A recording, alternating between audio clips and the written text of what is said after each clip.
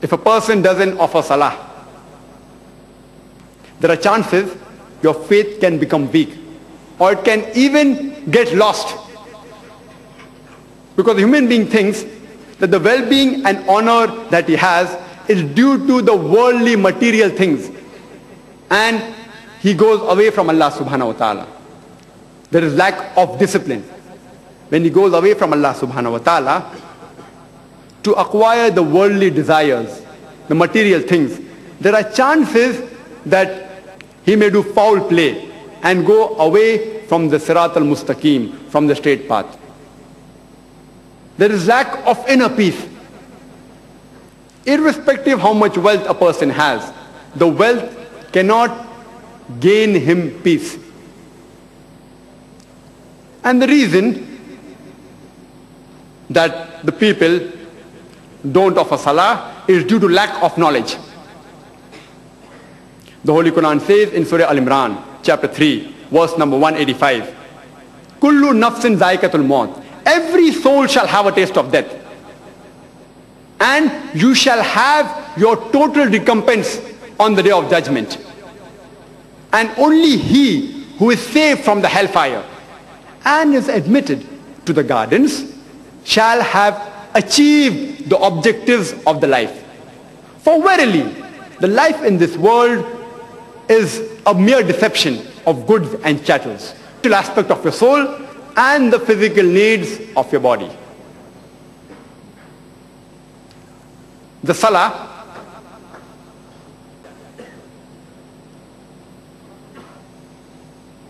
there are various benefits of offering salah. Salah is a way of life. It caters to the spiritual aspect of your soul and the physical needs of your body. The salah,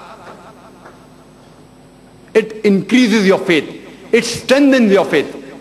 The Holy Quran says in Surah Anfal, chapter number 8, verse number 2, that the true believers are those who, when Allah is mentioned, feel a tremor in the heart. And when his signs are rehearsed, it strengthens their faith and they put their complete trust in Allah subhanahu wa ta'ala.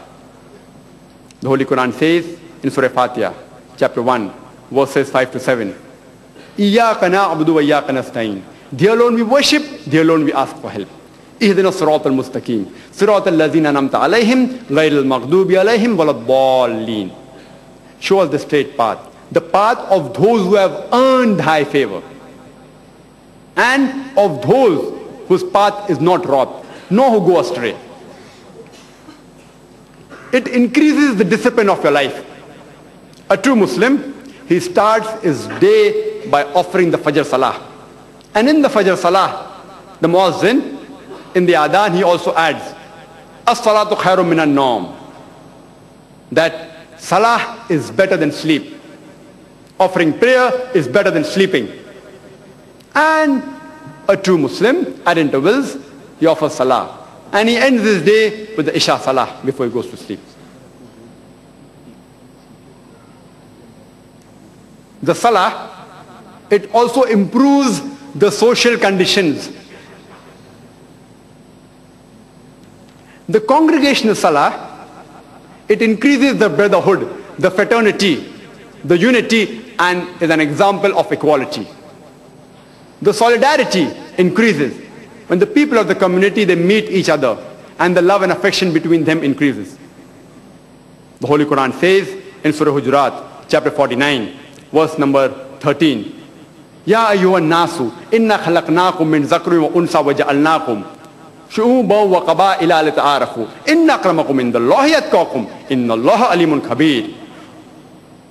O humankind, we have created you from a single pair of male and female, and have divided you into nations and tribes, so that you shall recognize each other, not that you shall despise each other. And the most honored in the sight of Allah subhanahu wa ta'ala is the person who has taqwa, who has righteousness. And Allah is all-knowing, full of wisdom. The criteria for judgment in the sight of Allah subhanahu wa ta'ala, it's not caste, it's not color, it's not creed, it's not wealth, it's not sex, but it is taqwa, it's righteousness, it's God consciousness, it's piety.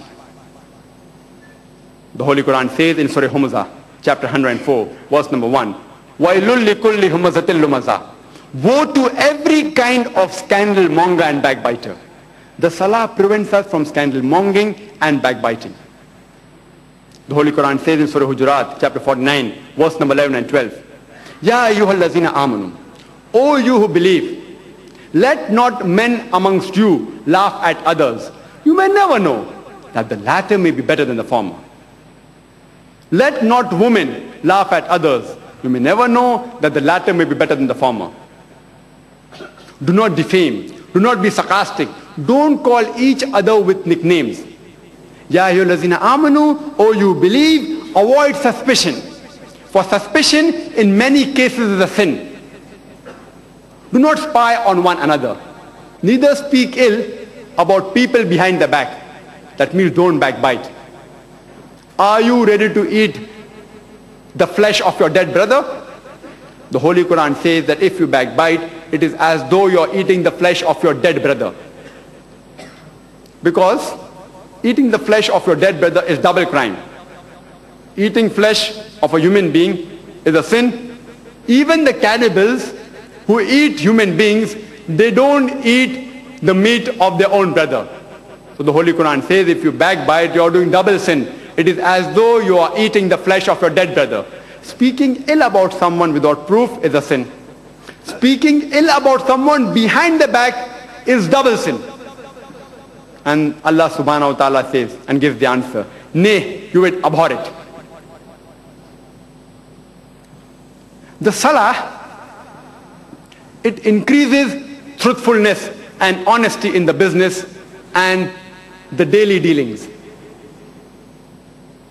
As I said earlier, the Quran says in Surah Ankabut, chapter 29, verse number 45, Utlu ma uhiya ilayka minal kitabi wa aqimi salata. Inna salata tanha anil fahsha'i wal munkar. That recite of what we have revealed to thee of the inspiration of the book. And establish regular prayers. For verily, prayers restrain you from shameful and unjust deed.